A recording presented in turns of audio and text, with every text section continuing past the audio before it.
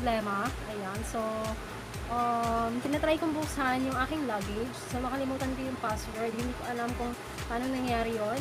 Yun naman talaga yung password ko. Bakit hindi ko na buksan yung aking luggage? So, hindi ko na matandaan kung anong ginawa ko nung last na pagbukas ko nito. Bakit bigla siya nag-lock. So, ngayon, ito yung problema ko kung paano siya mabubuksan. So, let's see kung mabubuksan ko siya. Password ko, 813.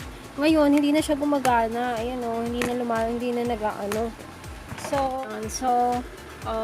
Ang gagawin ko dito ay hahanapin ko yung mga butas. Ayan o, kung mapapansin nyo guys, bawat, meron siyang notch, parang, may butas yan. So, bawat isa sa kanila ay may butas. So, hahanapin ko yan, bawat isa yung butas. So, itatapat ko sila.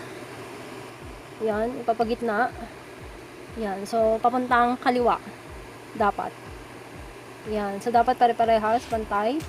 So, ayan na siya guys. Papuntang kaliwa, naka-face yung mga butas. Tapos, i-move ko isa-isa to, sabay-sabay. O, isa-isa, i-move ko, tapos i-open ko to.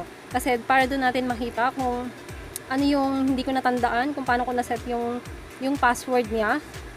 Ayan, so, kusa niyang ilalabas kung ano yung numbers talaga ng password na naset ko, na nakalimutan ko. Ayan, so, i-move ko yan isa-isa.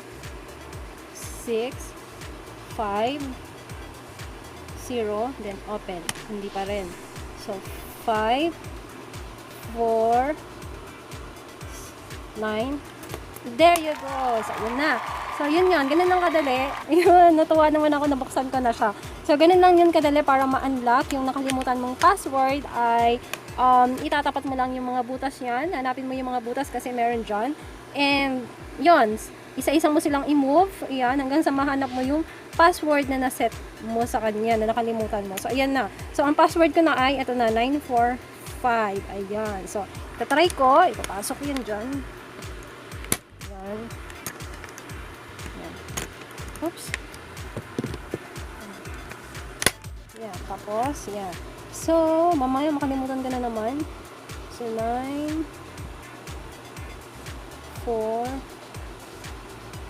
yan. Oh, there you go. So, yun na.